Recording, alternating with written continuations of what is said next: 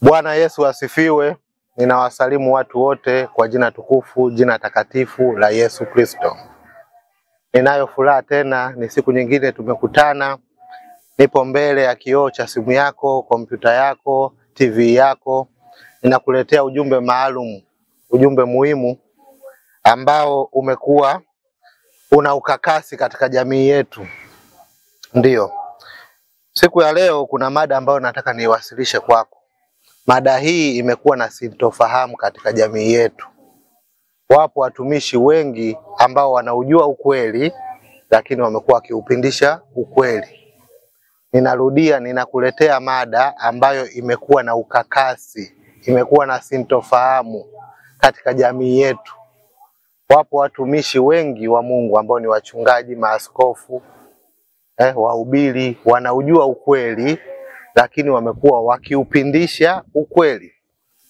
Mada hii inahoji.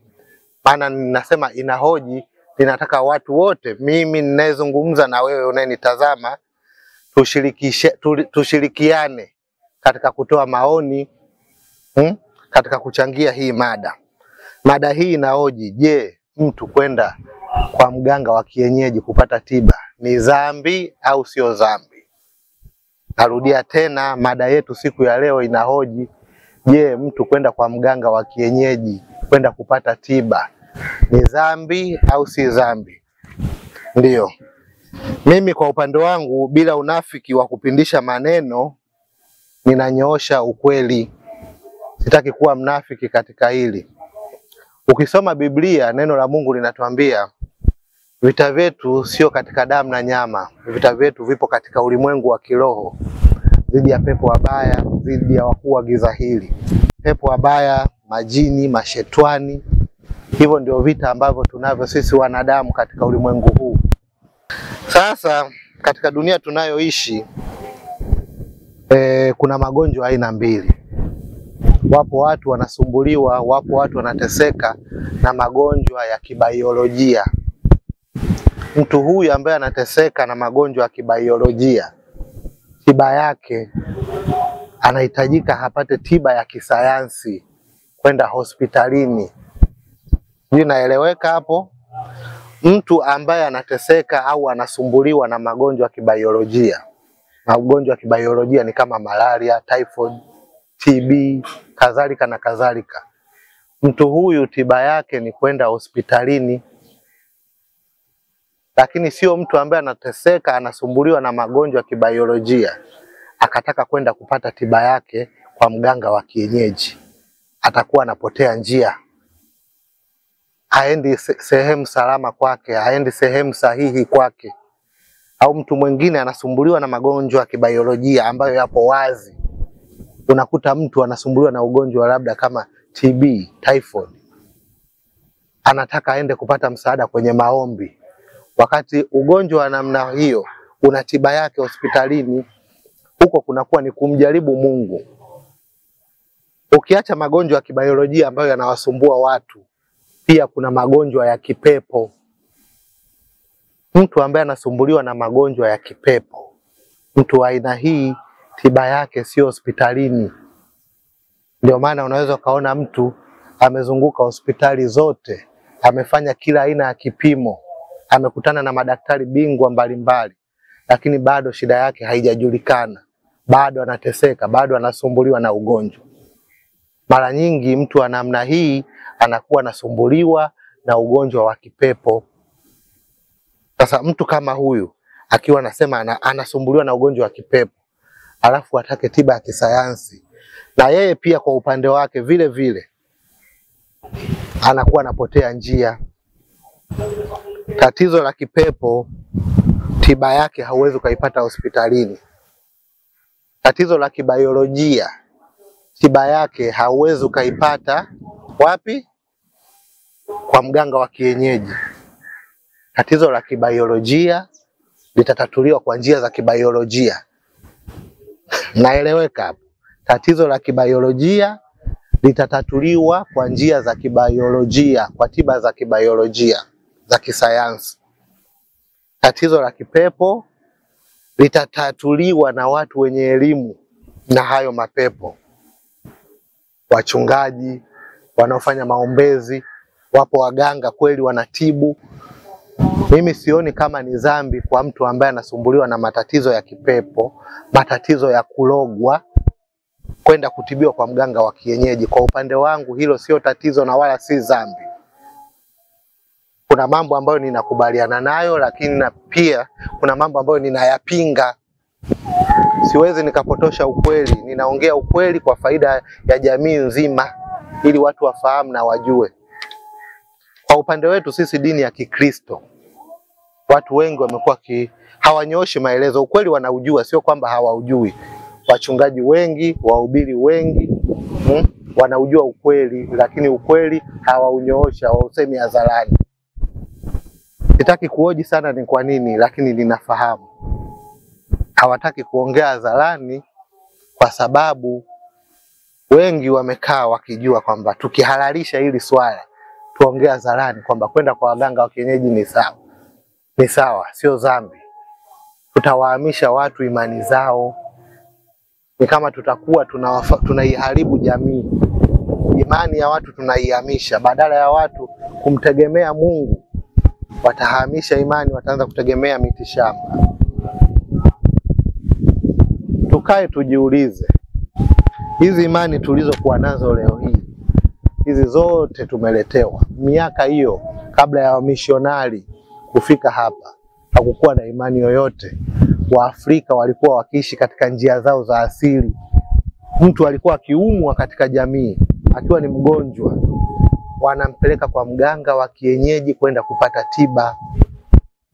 Kwa upande wangu mimi sioni kama ni dhambi, sioni kama ni tatizo mtu kwenda kwa mganga wa kienyeji kama anahangaikia afya yake. Ila ninapinga mtu kwenda kwa mganga wa kienyeji kwenda kutafuta utajiri, kwenda kumloga mtu, sijui kung'alisha nyota. Huko ni kudanganyana tu. Utajiri hauji kwa kwenda kwa mganga wa kienyeji. Hakuna utajiri wa namna hiyo. Utajiri unakuja kwa njia ya kuhangaika, kupambana na maisha. Utajiri unakuja kwa kuumiza akili, kusugua akili, kubuni vitu mbalimbali, lakini sio kwa uganga wa kienyeji. Kama utajiri unapatikana kwa waganga wa kienyeji, basi waganga wa kienyeji wote wangekuwa ndio wanaongoza kuendesha magari makubwa mjini hapa. Wangekuwa wanaongoza kwa utajiri mkubwa. Imekuwaje wao wameshindwa? Kwa sababu hakuna utajiri unaopatikana kwa waganga wa kienyeji. Lakini wapo waganga wa kienyeji ambao wanatibu watu, wapo waganga wa kienyeji wanaosaidia watu. Hata wewe unayenitazama wakati huu, katika maisha yako yote mpaka umri huo uliokuwa nao, haujawahi kusikia mtu katika jamii inayokuzunguka, anaweza kawa ni ndugu yako, anaweza kawa ni jirani yako, anaweza kawa ni rafiki yako, amesimulia ushuhuda, au unaweza kawa hata wewe mwenyewe umeshuhudia mtu amehangaika mahospitali yote, amesumbuliwa kwa muda mrefu, lakini ameponea kwa mganga fulani. Je, hujawahi kusikia? Na kama kweli umewahi kusikia, je, hapo kuna dhambi? Mtu huyu ambaye amehangaika muda mrefu, amepoteza pesa nyingi, ametumia gharama nyingi kuhangaika katika mahospitali mbalimbali. Wengine wanaenda hata nje za nchi, wanavuka boda, wanapanda pipa mpaka huko India huko kutafuta tiba. Lakini kumbe maradhi yaliyompeleka kule yalikuwa yanaweza kutibiwa kwa njia za kienyeji. Lakini pia nitakapozungumza sana kwamba kutibiwa kwa njia za kienyeji sio dhambi, najua wapo watu watakao nishambulia kwamba wewe mtumishi mzima unakubali watu waende kutibiwa kwa waganga wa kienyeji, unapotoka. Wapo watu wa namna hiyo watakao nishambulia. Lakini mimi ninasimama katika ukweli. Sikatai maombi, maombi yanafanya kazi sana. Mimi mwenyewe ni kati ya watu wanaomwamini Mungu sana. Siwezi kufanya jambo bila kumshirikisha Mungu. Maana ninatambua Mungu ndio kila kitu. Hata unapoenda kwa mganga, kama Mungu hajakuwekea baraka zako, hiyo tiba unaenda kuitafuta huko hupati. Hata unapoenda hospitalini, kama hujamshirikisha Mungu, Mungu hajakuachilia baraka zake, hiyo tiba unaenda kuitafuta hospitalini hauipati. Kila kitu kinatakiwa kumtanguliza Mungu. Unaenda hospitalini kufanya vipimo, unaenda hospitalini kutafuta tiba, muombe Mungu. Mungu, naomba unitangulie. tiba hii naenda kuitafuta, nikafanikiwe, maradhi haya ndani ya mwili wangu yaniondoke, nipate uzima, maana uzima ndio mtaji wa maisha. Afya ikiteteleka, kila kitu cha mwanadamu kinateteleka. Uchumi utaharibika, heshima ya mtu itashuka. Kwa unamtanguliza Mungu, na Mungu atakufanikishia.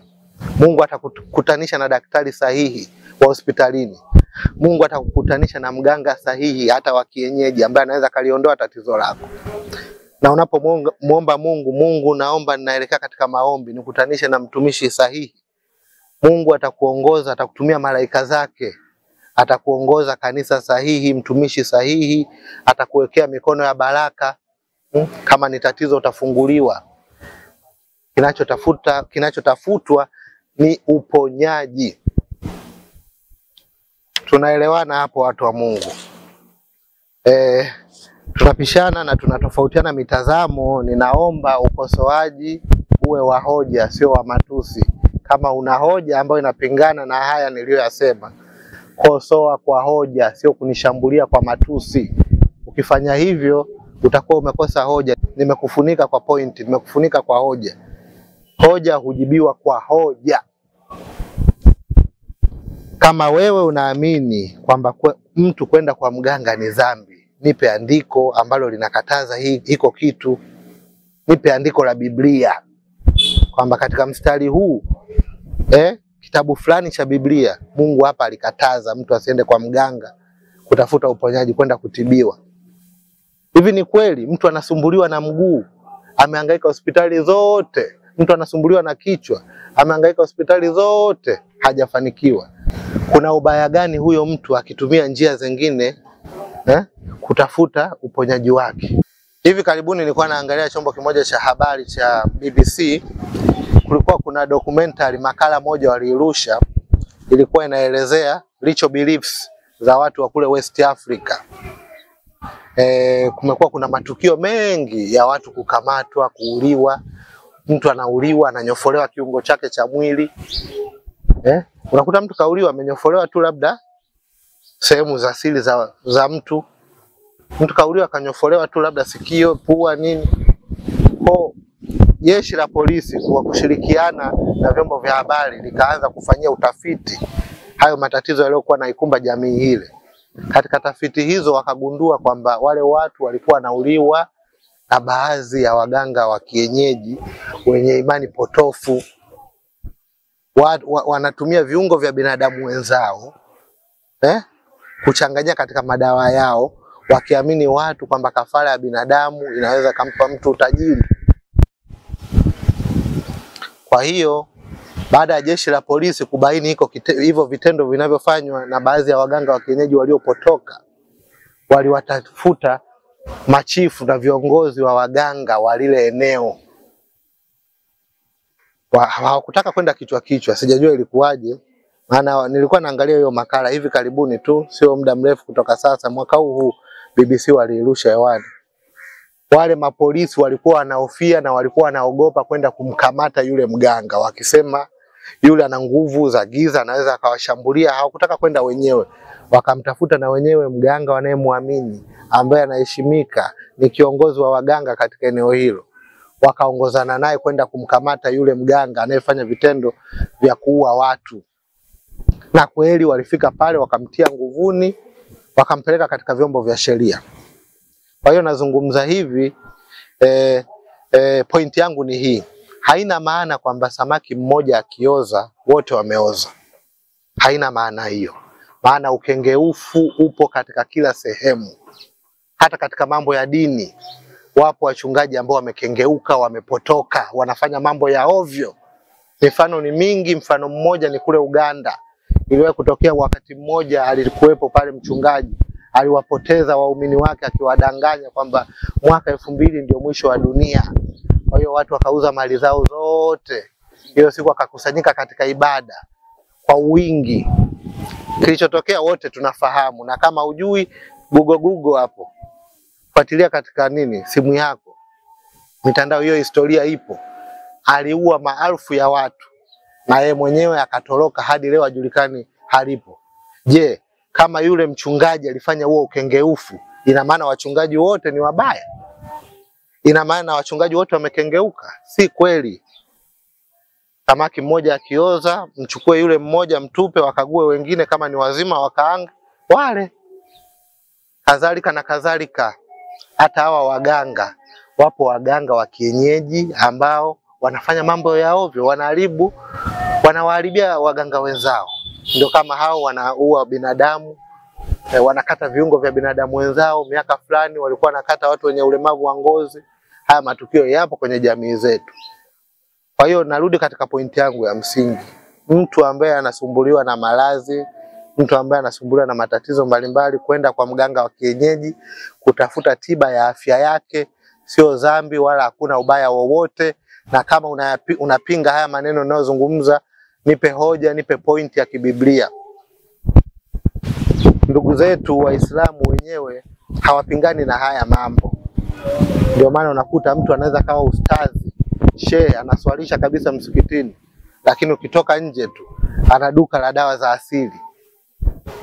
Wanatambua kwamba dawa za asili si dhambi, sio kumkosea Mungu.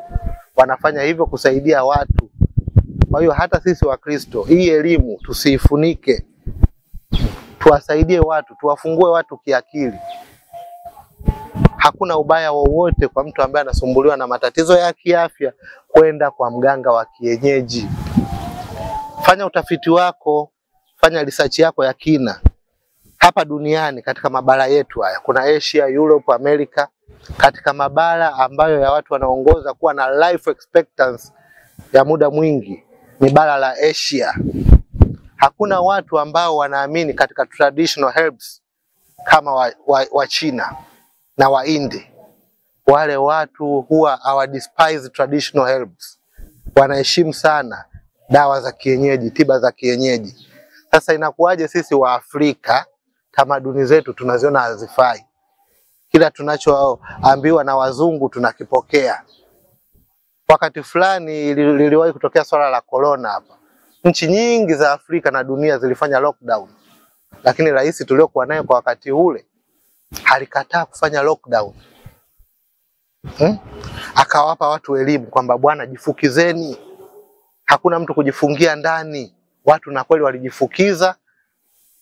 Hakuna watu waliopata madhara, shughuli ziliendelea, watu hatukufungiwa ndani, maisha yakaendelea. Alitambua umuhimu wa dawa za asili. Watu walijifukiza na maisha yakaendelea. Je, tungekubali uoga ututawale? Hali za kiuchumi za watu wetu katika kipindi kile ingekuwaje? Si maisha ya watu yangeharibika kwa kiasi kikubwa. Na wapo watu wengi ambao labda wangepoteza hata maisha. Lakini bahati nzuri kwa wakati ule tulikuwa na rais ambaye alitambua umuhimu wa dawa za asili, umuhimu wa kutumia tiba za asili. Kwa hiyo Waafrika tusipuuze mila na desturi zetu. Tusisahau ni wapi tulipotoka. Sio kila tunachoambiwa na wazungu tunakipokea kama kilivyo. Lazima tuwe na akili ya ziada ya kuhoji mambo, ya kuchunguza mambo, ya kufanya utafiti kwa kina. Mimi sikatai na mimi ni miongoni mwa watu ambao sishauri sana mtu awe na imani za kishirikina. Sishauri na ninapinga. Ni jambo ambalo linakufunga mtu akili, linaweza kukurudisha nyuma kimaendeleo. Lakini linapokuja swala la afya, mtu anahangaikia afya yake, mtu anatafuta uzima wake, mimi nakushauri nenda popote ambapo wewe unaweza ukapata uponyaji wako. Nenda popote ambapo wewe unaweza ukapata uponyaji wako. Wahubiri wengi sisi wa Kristo tumekuwa tukipindisha huu kweli. Hatunyoshi maelezo. Kama kweli mtu kwenda kwa mganga wa kienyeji kupewa dawa ya mitishamba kwa ajili ya mtu ya afya yake ni dhambi, nipe andiko. Usinitukane matusi, nipe andiko. Nipe andiko la kibiblia ambalo linakataza. Si dhambi kwa mtu kwenda kwa mganga kutafuta tiba ya afya yake. Wamasai hadi leo hii wameshikilia tamaduni zao. Wamasai wangapi tunaona mjini hapa wanatembea na vibegi vyao, vimejaa mitishamba. Ina maana wale Wamasai ni wachawi? Ni ujinga tu, ni ujinga. Na ukifanya tafiti, dawa hizi ambazo tunakutana nazo mahospitalini, chimbuko lake ni miti hii. Utofauti ni kwamba wao wanaenda wanaziprocess kwa njia za kisayansi. Mti unapondwa pondo unakuwa kidonge, lakini ni miti hii ambayo mtu anaweza kapewa kwa mganga au katika duka la dawa za asili. Ni miti hii. Kwa ndugu zangu wa Tanzania, wa Kristo wote kwa ujumla, tuwe tunachunguza mambo. Na unapokuwa na tatizo, tuliza akili, usiwe na pupa. Fanya utafiti wa kina. Maana ukengeufu upo kila mahala. Wapo watu wanaweza wakatumia matatizo yako wewe uliokuwa nayo kama mtaji. Una matatizo, una magonjwa, unaenda hata kwa mganga wa kienyeji, anakubamiza tatizo lako ili liondoke, leta milioni 1. Hapo shtuka utapigwa. Waganga wa miaka hiyo tunaambiwa waliokuwa natibu watu kweli. Ulikuwa mtu ukienda kwa mganga una tatizo lako, unaenda pale kwanza wala umuelezi, anakupa dawa, anasema nenda, ukipona urudi unishukuru hapa. Waganga wa miaka hiyo. Lakini ukiona mganga wa kienyeji anakuambia leta milioni 1, leta milioni 1.5, hapo shtuka. Fani hizi zimeingiliwa, sio wote ni wa kweli. Hata makanisani hivyo. Siliwahi kutokea hapa jamaa mmoja alikuwa anajiita sijui kiboko wa nini. Ilikuwa ukienda kwenye maombezi anakupa dau lake ili uonane naye uingie ofisini, amekutajia dau lake. Kwa kengeufu upo kila mahala.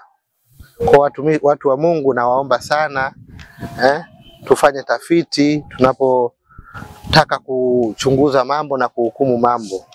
Na pia tuwe wa kweli tunapowafundisha watu, tusiufunike ukweli. Tuzungumze ule uliokuwa ukweli, hata Mungu huko juu mbinguni atatubariki. Alafu kuna kitu kingine ambacho nataka nikizungumzie. Hao watu watakao sema mtu kwenda kwa mganga wa kienyeji ni dhambi au mtu kufanya hivi ni dhambi.